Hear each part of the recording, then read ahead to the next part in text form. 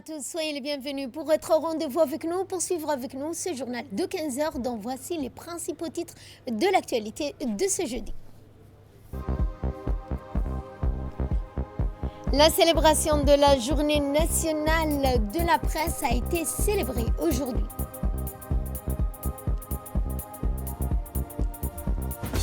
Et dans ce qui domine l'actualité internationale, l'Organisation internationale Human Rights Watch accuse Israël d'actes génocidaires. C'est ce que nous verrons en fin de journée. C'était les titres, place au développement. Le chef de l'État, Ismaël Omar Guelleh, a reçu aujourd'hui en audience l'émissaire de la République, donc du président algérien Abdelmajid Tebboune. Porteur d'un message écrit, l'émissaire du président algérien reçut n'est d'autre que le ministre de l'enseignement supérieur de la recherche scientifique de ce pays, M. Kamel Badari. Le déplacement de M. Kamel Badari à Djibouti et le message dont il est porteur ont tous deux trait à une demande officielle de l'Algérie requérant l'appui et le soutien de la République de Djibouti dans le cadre de sa candidature à la vice-présidence de la Commission de l'Union africaine, une élection qui aura lieu février prochain. L'Algérie investit son ambassadrice auprès de la République fédérale démocratique d'Éthiopie, Mme Salman Abadi, pour sa candidature au poste de vice-présidente de l'Union africaine. Rappelons que notre pays brigue lui-même dans le cadre du renouvellement du bureau exécutif de la Commission de l'Union africaine le poste le plus élevé, celui de président de cette instance. Le candidat djiboutien à cette échéance, en l'occurrence notre chef de la diplomatie, Mahmoud Ali Youssouf, procédera à l'évidence eu égard notamment aux performances réalisées dans le cadre du débat. Et à l'issue de son audience avec le chef de l'État Ismaël Omar Guelleh, l'émissaire algérien a donc mis l'accent sur les voies et moyens permettant d'accroître le niveau d'échange, de partenariat stratégique entre les deux nations dans les domaines précis d'enseignement supérieur de la recherche. Il y a lieu de préciser que cette rencontre avec le chef de l'État, a-t-il indiqué, était accompagné de la candidature de son pays à la vice-présidence de la Commission de l'Union africaine. L'ambassadeur de la République d'Algérie auprès de la République de Djibouti a pris également part à cette audience avec le chef de l'État. C'était dans les titres la célébration de la journée nationale de la presse. Eh bien, la République de Djibouti a célébré aujourd'hui en grande pompe la journée nationale de la presse au Palais du Peuple, placée sous les thèmes transition numérique et éthique journalistique. Cet événement qui s'inscrit dans le cadre de la reconnaissance du rôle essentiel des médias dans notre pays. Présidé par le Premier ministre Abdelkader Kamel Mahamad en présence du ministre de la Communication. Cette journée a vu la participation de plusieurs membres du gouvernement, des directeurs généraux des différents organes de la presse de notre pays, dont le directeur général de la RTD, M. Aden Abdijama, des représentants des ambassades des pays amis, des représentants de la presse audiovisuelle écrite du pays, dont de nombreux journalistes de la presse. Le thème choisi cette année, transition numérique et éthique journalistique, met en lumière les défis et les responsabilités qui incombent aux journalistes dans un paysage médiatique de plus en plus numérisé. Les discussions ont porté également sur l'importance d'intégrer les principes éthiques du journalisme dans le journalisme d'aujourd'hui, notamment la vérification des faits, la protection des sources et la lutte contre la désinformation. La journée nationale de la presse est une occasion de célébrer les acquis, réfléchir également sur une occasion de célébrer les acquis, réfléchir sur les voies, les améliorations afin d'offrir une information de qualité au service de la population.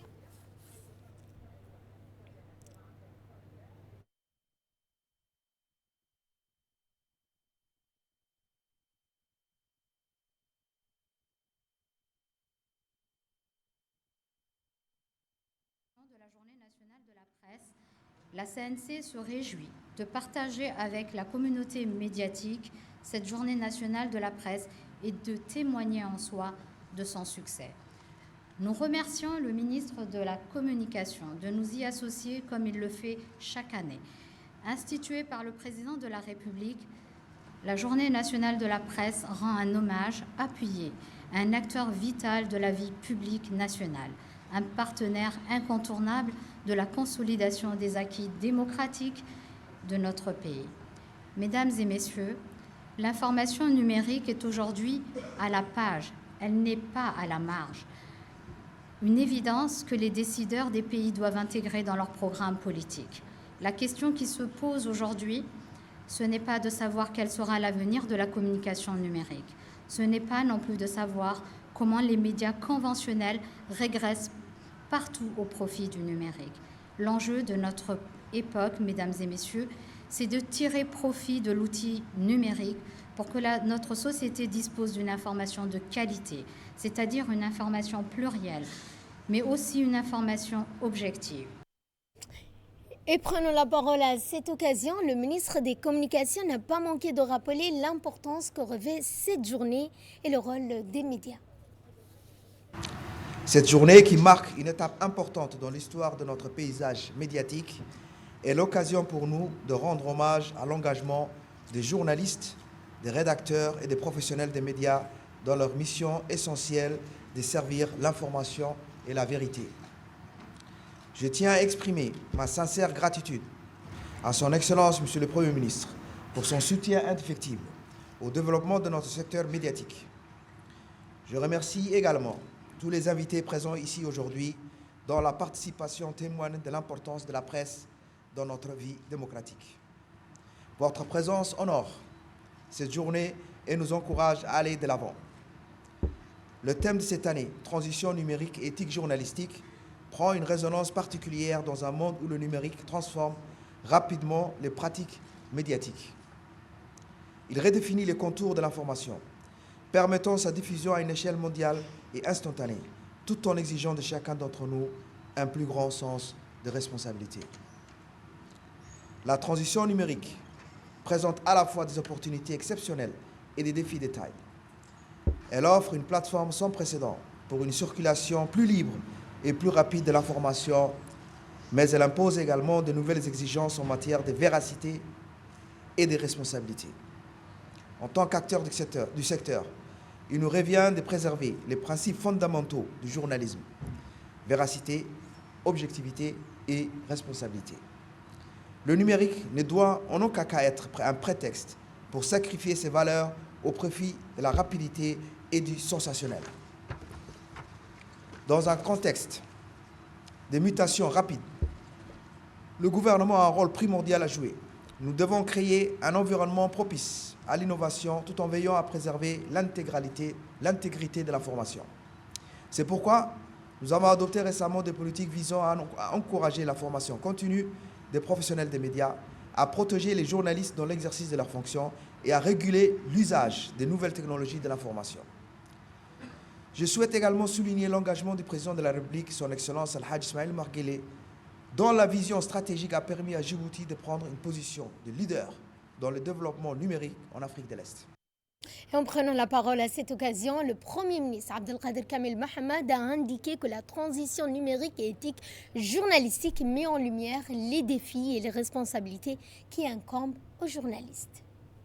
Que serait le monde si il n'y avait pas des gens qui se sacrifient pour faire sortir l'information des ténèbres vers la lumière?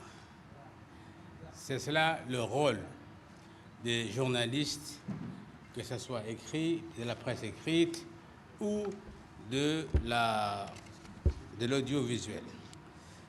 C'est avec ces mots que je voulais ouvrir donc ce discours. C'est un honneur que je prends la parole aujourd'hui à l'occasion de la 5e édition de la Journée nationale de la presse. Cet événement est devenu un rendez-vous incontournable pour réaffirmer notre engagement envers une presse libre, responsable et innovante. Le thème de cette année, transition numérique et éthique journalistique, est au cœur des transformations profondes qui redéfinissent le journalisme et la société tout entière. Le numérique offre des outils extraordinaires pour diffuser plus rapidement de l'information, connecter les communautés et amplifier les voix. Cependant, il soulève également des questions cruciales sur l'éthique, la responsabilité et la confiance. Nous observons également que le secteur des médias, qui était déjà en pleine mutation, est désormais confronté à d'innombrables chaos informationnels en ligne, notamment la désinformation, les complots, les discours de haine, qui non seulement sapent la cohésion sociale, mais remettent également en cause le fondement de l'État de droit. C'est pourquoi le rôle des journalistes est crucial. C'est grâce à leur travail, leur courage, leur persévérance que nous comprenons ce qui se passe réellement dans différentes parties du monde et parfois au péril de leur vie. Ensemble, nous pouvons relever ces défis. Ensemble, nous pouvons saisir de ces opportunités pour que le journalisme, dans sa noble mission d'éclairer les publics, continue à prospérer. Et je vous remercie. Et à l'issue de cette cérémonie, le directeur général de la RTD, M. Aden Abdi Jama, a exprimé sa satisfaction, son engagement lors de cette journée de la presse. Il a souligné l'importance pour tous les acteurs des médias, qu'ils soient de la presse écrite ou de l'audiovisuel, de s'adapter à ces évolutions tout en préservant l'intégrité de leur travail. Il a également profité de cette occasion pour rendre un hommage poignant aux journalistes palestiniens qui ont perdu la vie en transmettant la vérité. Ces journalistes, a-t-il dit, ont sacrifié leur vie pour partager avec le monde les réalités tragiques du peuple palestinien. Il a insisté sur le fait qu'à travers les différentes interventions, un message clair a émergé. Nul ne doit perdre donc de vue l'éthique professionnelle à cette ère de progrès technologique. Pour lui, le défi réside dans l'utilisation des nouvelles technologies tout en respectant les principes fondamentaux du journalisme. Cette journée, a-t-il indiqué, a été une véritable réflexion pour les responsabilités et les défis que doit relever la profession à l'heure actuelle. Également dans l'actualité, la signature du cadre de coopération des Nations Unies pour le développement durable marque une étape essentielle dans la coopération entre le système des Nations Unies et le gouvernement de la République de Djibouti pour les 6 prochaines années. Cet accord historique a été signé par le ministre des Affaires étrangères de la coopération internationale Mahmoud Al-Youssouf et le coordinateur des systèmes des Nations Unies à Djibouti, met l'accent sur l'intégration des ODD dans les politiques nationales, les actions de développement à travers un partenariat renforcé. Ce document stratégique représente la réponse conjointe des agences, fonds, programmes ou autres entités du système des Nations Unies.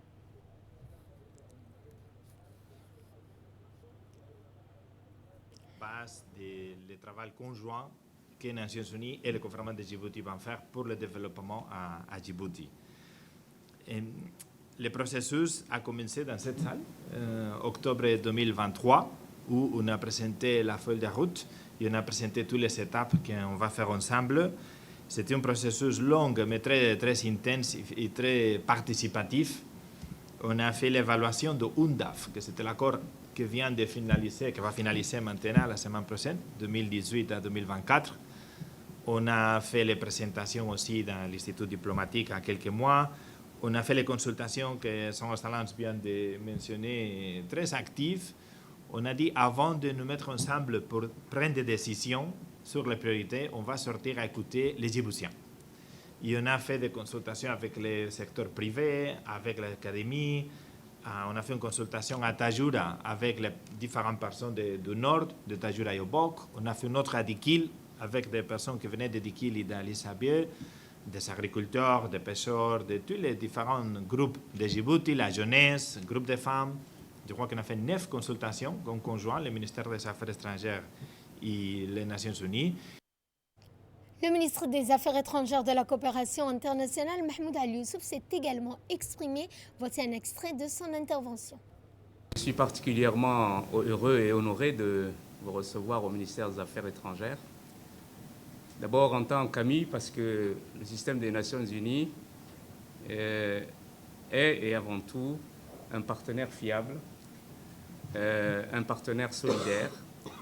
Et nous pensons que les Nations Unies font œuvre utile dans ce pays et dans beaucoup de pays sur le continent africain et ailleurs. J'aimerais surtout insister ici sur un élément qui me semble important, c'est que nous vivons dans une époque où les tensions sont de plus en plus importantes. Les guerres et les conflits font ravage non seulement sur le continent africain, mais ailleurs, en Europe. Et je crois qu'il est très important dans ces instants difficiles de pouvoir faire montre de beaucoup de solidarité, faire montre de clairvoyance et de lucidité, et surtout ne pas oublier les objectifs pour lesquels nous sommes aujourd'hui des responsables, vous à votre niveau, nous au niveau de notre gouvernement. Et c'est dans ce sens-là que l'un des objectifs prioritaires d'ailleurs de cet accord cadre que nous allons signer est la bonne gouvernance et la paix. La bonne gouvernance et la paix est un élément central, car sans paix ni bonne gouvernance, il ne peut y avoir de résultats par rapport au programme que nous essayons de développer ensemble. Sans paix ni stabilité, il est extrêmement difficile de créer cette résilience que nous voulons, n'est-ce pas, au sein de nos populations les plus vulnérables, les femmes, les jeunes, les populations rurales.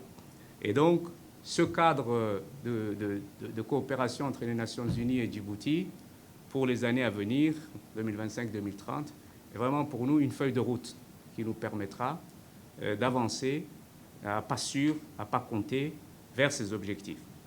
Je pense qu'à ce stade, après nos remerciements, il est très important de souligner également la cohésion ou l'approche cohérente que nous devons avoir par rapport aux autres partenaires. Je crois que les Nations Unies sont un des partenaires qui accompagnent Djibouti dans le développement et il y a d'autres partenaires. Qatar célèbre sa fête nationale. C'était hier soir. Une réception a été organisée à l'occasion de cette fête nationale de l'État du Qatar au sein de l'hôtel Leila.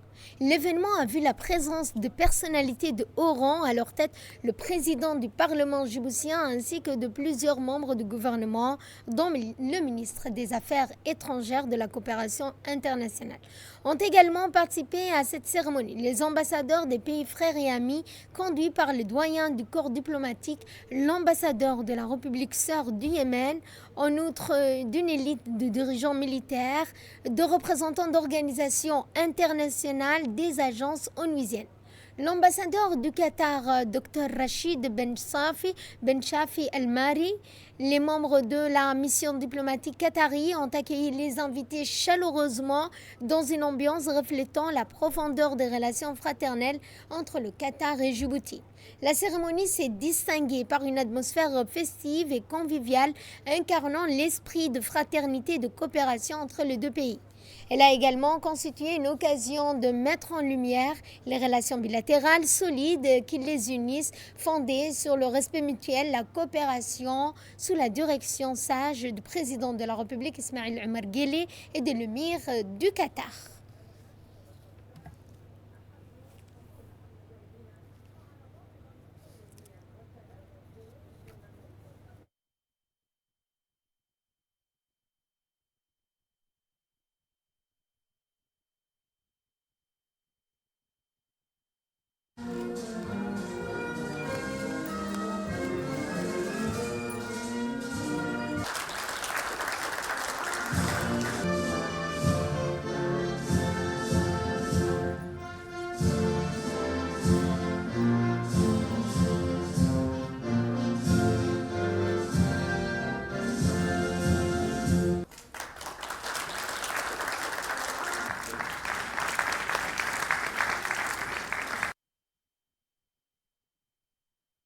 Et dans un discours fait à l'occasion de la célébration de la fête nationale du Qatar, l'ambassadeur qatari, Dr Rachid Ben Shafi Al-Mari, a remercié les participants et souligné dans son discours la profondeur des relations bilatérales entre le Qatar et Djibouti. Il a affirmé la volonté des dirigeants de deux pays de renforcer leur coopération dans divers domaines. Cette journée, a-t-il indiqué, représente un symbole de fierté nationale, d'appartenance profonde, traduisant notre attachement indéfectible aux réalisations majeures accomplies sous la direction éclairée de son Altesse Cheikh Tamim Ben Hamad Al Thani, l'émir du Qatar.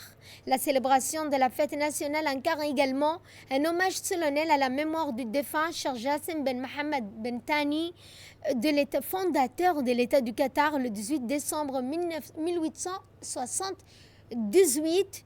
Eh bien, il a également indiqué que cette date historique marque le début d'une ère de construction, de progrès, posant les bases solides du développement national. Au cours de cette année écoulée, a-t-il indiqué, le Qatar a brillé sur plusieurs fronts. Sur le plan politique, humanitaire, il a consolidé son rôle de médiateur international. Parmi ces initiatives marquantes figurent les efforts pour libérer les otages entre le Hamas et Israël, les médiations pour résoudre les conflits au Liban, au Sud-Soudan, ainsi qu'à la réunification des enfants ukrainiens avec leurs familles dans le cadre de la guerre russo-ukrainienne. Sur le plan humanitaire, le Qatar a réalisé des projets visant à améliorer les conditions de vie. Ces initiatives incluent des programmes médicaux pour renforcer le système de santé, des forages de pluie pour fournir de l'eau potable dans les régions d'Ali Sabieh, de Tadjoura, répondant aux besoins essentiels des populations locales. Ces réalisations inspirent un avenir marqué par une coopération bilatérale entre le Qatar et la République de Djibouti. On se retrouve notamment pour reprendre le discours du ministre des Affaires étrangères de la coopération internationale Mohamed Al-Youssouf à l'occasion de la célébration de la fête nationale qatari. Le ministre a exprimé la fierté de son pays pour la solidité des relations avec le Qatar. Il a également salué le rôle pionnier joué par Doha dans la promotion de la paix et du développement au niveau régional et international. C'est avec une immense joie, une profonde fierté que nous partageons avec nos frères de l'État du Qatar les célébrations de leur glorieuse fête nationale. À cette occasion heureuse, je tiens en mon nom personnel ainsi qu'au nom du peuple et le gouvernement de la République de Djibouti à adresser mes plus chaleureuses félicitations à l'ambassadeur et frère Dr Rachid Al-Mari, à travers lui le peuple qatari, frère. La République de Djibouti, a-t-il indiqué, à travers son leadership et son peuple, est fier des relations solides et fraternelles qui unissent l'État du Qatar à Djibouti. Nous saluons également vivement l'élan positif et constant qui caractérise ces liens. Nous réitérons également l'engagement de la République de Djibouti à travailler ensemble pour renforcer et élargir ces relations au bénéfice mutuel de nos deux peuples, frères, a-t-il indiqué. Dans un monde où la justice semble parfois céder devant les logiques de la force, où les normes doubles de standards, les positions fermes et communes de la République de Djibouti et l'État du Qatar dans le soutien des causes justes aux valeurs humanitaires universelles demeure une source d'inspiration et de fierté. Nous espérons sincèrement que les efforts en cours pour un cessez-le-feu à Gaza porteront leurs fruits. Fin de citation. La cérémonie de réception s'est clôturée par une surprise spéciale. L'ambassade a organisé un tirage au sort annonçant une précieuse récompense de 2 billets d'avion offerts par Qatar Airways. Ce geste a suscité l'enthousiasme des participants et a joué une touche de joie d'interaction. Cette initiative s'inscrit dans le cadre des célébrations de la fête nationale du Qatar, reflétant l'esprit de générosité, d'hospitalité qatari.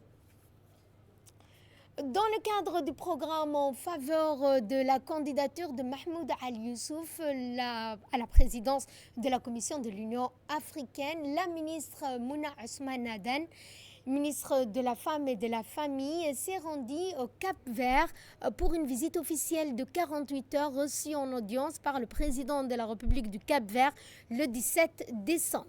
La ministre a transmis un message de soutien au nom du président de la République, Ismaël Omar Guelleh, exprimant l'engagement de Djibouti en faveur de la candidature de Mahmoud Ali Youssouf à la candidature de la Commission de l'Union africaine. Lors de la rencontre, les échanges entre le président et la ministre ont porté sur les priorités du programme de candidature djiboutien pour intégrer la présidence de la Commission de l'Union africaine. Retour à Djibouti ou bien donc à l'Assemblée nationale, l'honorable Charmaké Moussa Arré a présidé la commission des finances, de l'économie générale et du plan élargi aux membres des autres commissions permanentes a commencé ce jeudi 19 décembre l'examen du projet de loi des finances initiales du budget de l'État pour l'exercice de l'année 2025. Dans ce cadre, le gouvernement était représenté par le ministre du budget, Ismaël Ibrahim Roblé, assisté par les principaux responsables de son ministère. Après avoir débattu des caractéristiques de base, la commission va se poursuivre dès dimanche 22 décembre la suite de son analyse de ce texte.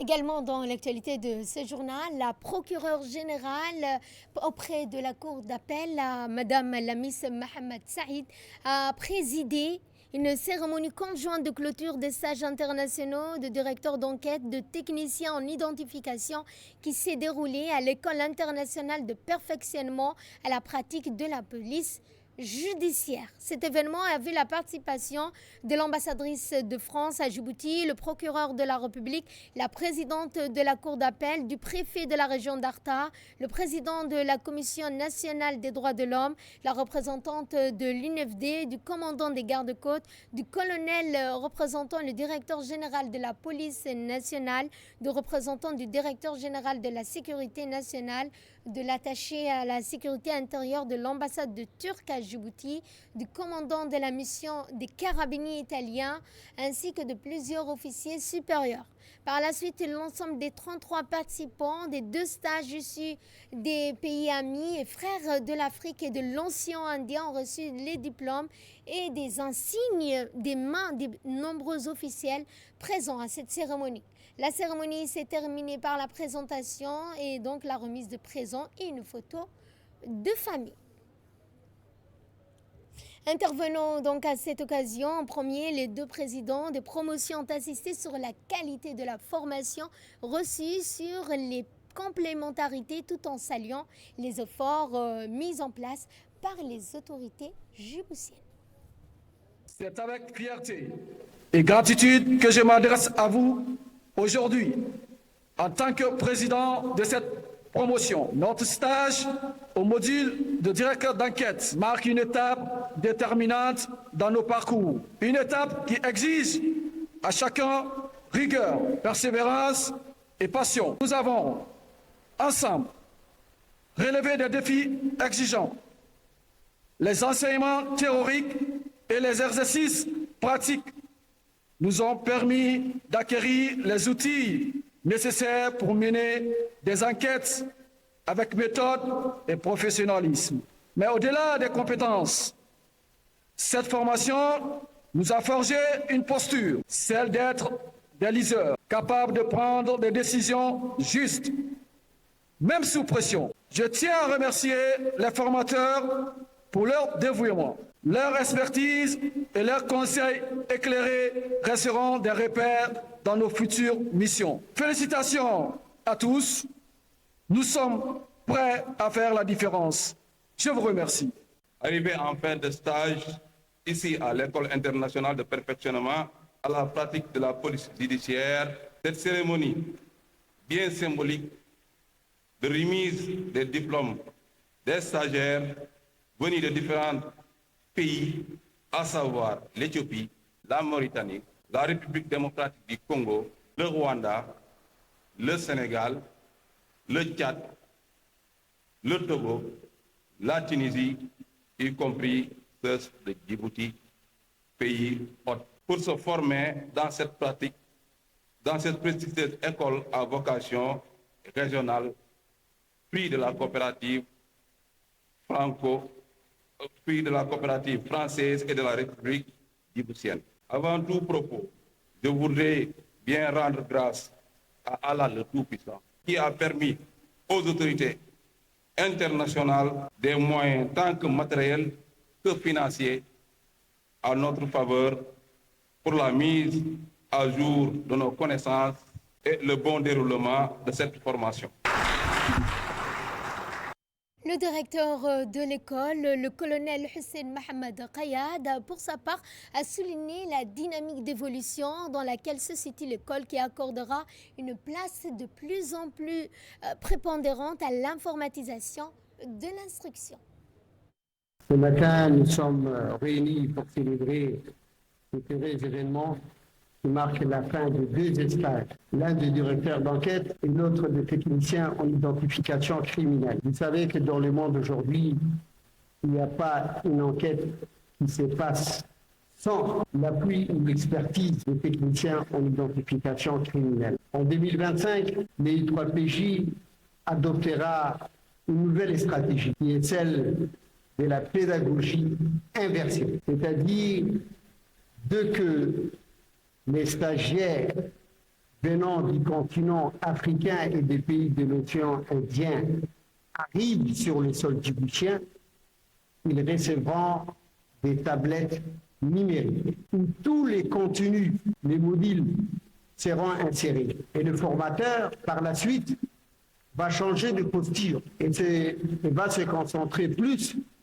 sur les applications des thématiques pratiques qui demandent énormément d'efforts physiques, mais aussi intellectuels. Et vous savez que l'EI3PJ est une marque des fabriques des cas pratiques. En ce qui concerne l'exercice similé à l'EI3PJ, je suis presque persuadé que tous les stagiaires ont déroulé les actes des procédures pénales, en passant par les différentes phases, que ce soit des constatations, l'enquête des voisinages, les auditions, pour arriver enfin à l'assaut final, c'est-à-dire l'interpellation et ensuite les perquisitions. Au nom du chef d'état-major de la gendarmerie nationale, je voudrais ici placer quelques remerciements pour dire un grand merci au président de la République pour son soutien, mais aussi d'accueillir sur le sol djiboutien les stagiaires des pays frères et amis du continent africain, mais aussi de doter sa confiance à notre institution, à la création de ce pôle d'excellence en police judiciaire et en criminalité. J'exprime également les sincères remerciements à la Première Dame, présidente de l'Union nationale des femmes djiboutiennes, représentée ici par Madame Saharla, pour la mise à disposition des expertes de cette organisation lors de nombreuses interventions réalisées au profit des stagiaires de l'EI3PJ. Cela permet de contribuer à la lutte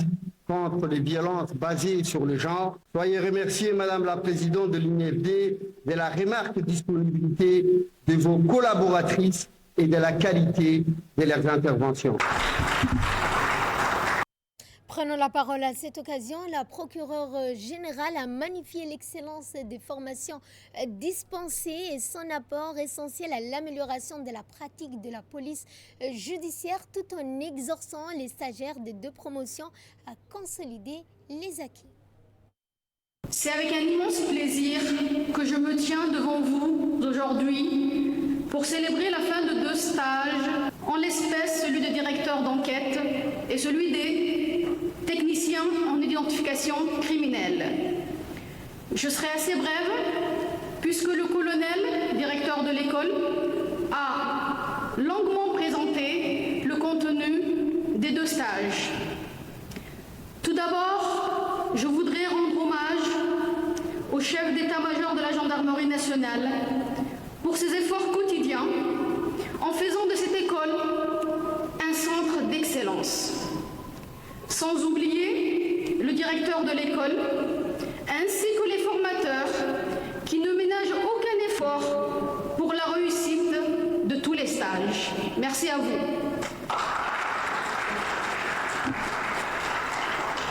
Depuis la création de cette merveilleuse école, je dis souvent merveilleuse parce qu'elle est merveilleuse, le I3PJ, en mars 2019, plusieurs stagiaires internationaux ont bénéficié de formations fructueuses dispensées par des instructeurs compétents et ceci représente une fierté pour Djibouti. En effet, cette école est devenue une référence pour les formations de par la qualité des enseignements et le professionnalisme des instructeurs. Chers récipiendaires, je dirai 2 mots.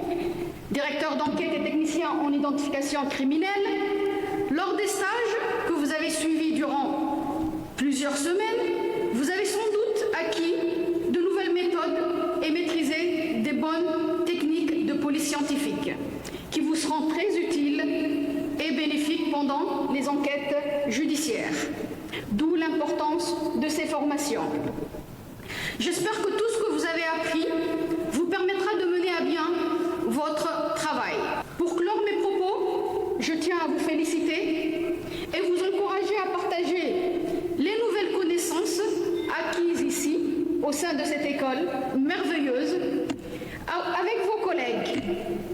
Et bon retour dans vos pays respectifs. Sur ce, je souhaite à tous bonne fête de fin d'année. Dans le cadre du mois de l'amnistie, hier matin, une marche symbolique a été organisée à Dikil par la population de cette région. Cet événement est exceptionnel, qui reflète la lutte contre la prolifération des armes légères et de petits calibres. En disant oui pour faire taire les armes, la marche s'est déroulée dans le calme, dans la convivialité. Le préfet et son staff, le président du conseil régional, son adjoint, la société civile, également des écoliers ont donc participé à cette marche. Dans la foulée, l'équipe du point focal a convié les participants à une table ronde dans la salle de conférence du conseil régional pour sensibiliser sur la prolifération des armes illicites en s'adressant à cette assemblée composée de sages, des notables de la région, les jeunes, les femmes, les zones de la société civile. Le préfet a notamment donc abordé que la région est confrontée à des problèmes d'armes illicites et a rappelé leur dangerosité. Surtout, il a insisté que seules les forces de défense de sécurité telles que la police, la gendarmerie, les militaires sont habilités à porter des armes. Pour le reste de la population, la détention et port d'armes sont interdits. Par ailleurs, au cours un court-métrage dans des vidéos parlant de la prolifération des armes illégales et leurs conséquences sur la société ont été projetées. Et à cet effet, un représentant du point focal a donc indiqué les risques liés aux armes illicites et a rappelé leur dangerosité. Dans un premier temps, je tiens à remercier les préfets et son staff, les présidents du conseil régional et son staff, la population de Dikil pour leur accueil et l'hospitalité et le bon déroulement de la marche qui s'est passée ce matin. Nous sommes ici depuis hier. Nous avons discuté avec le préfet et le président du conseil régional des problèmes, des défis qui posent le problème des proliférations des armes légères. Comme vous le savez, Djibouti, alhamdoulilah, n'est pas un pays de production, n'est pas un pays d'exportation, n'est pas un pays juste de transit est possible. C'est un pays qui est position stratégique. Nous avons une frontière terrestre avec des pays voisins. Nous avons une façade maritime avec le Yémen. Donc l'introduction des armes est facile. Pourquoi ? Parce que nos frontières sont poreuses. C'est la porosité des frontières qui permet l'accès de l'introduction de ces armes illicites. C'est pour ça que nous sommes ici, pour sensibiliser la population de la dangerosité de ces armes, de la population. Et nous ferons tout le possible pour travailler ensemble et améliorer cette situation pour l'intérêt de notre pays. Je vous remercie. Et de là, nous passons directement à ce qui domine l'actualité internationale. L'ONG Human Rights Watch indique qu'Israël commet des actes de génocide en restreignant l'accès à l'eau pour les Palestiniens à Gaza. C'est ce qui ressort donc dans un rapport publié jeudi. L'ONG accuse Israël d'actes de génocide. C'est un rapport de près de 200 pages publié aujourd'hui, 19 décembre, qui accuse Israël. L'organisation internationale estime dans son rapport que l'État hébreu commet des actes de génocide en restreignant l'accès à l'eau pour les Palestiniens de Gaza depuis le début de la guerre il y a plus d'un an de cela. Les autorités israéliennes ont délibérément créé des conditions de vie visant à causer la destruction d'une partie de la population de Gaza en privant intentionnellement les civils palestiniens de l'enclave d'un accès adéquat à l'eau, ce qui a probablement causé la mort de milliers de personnes.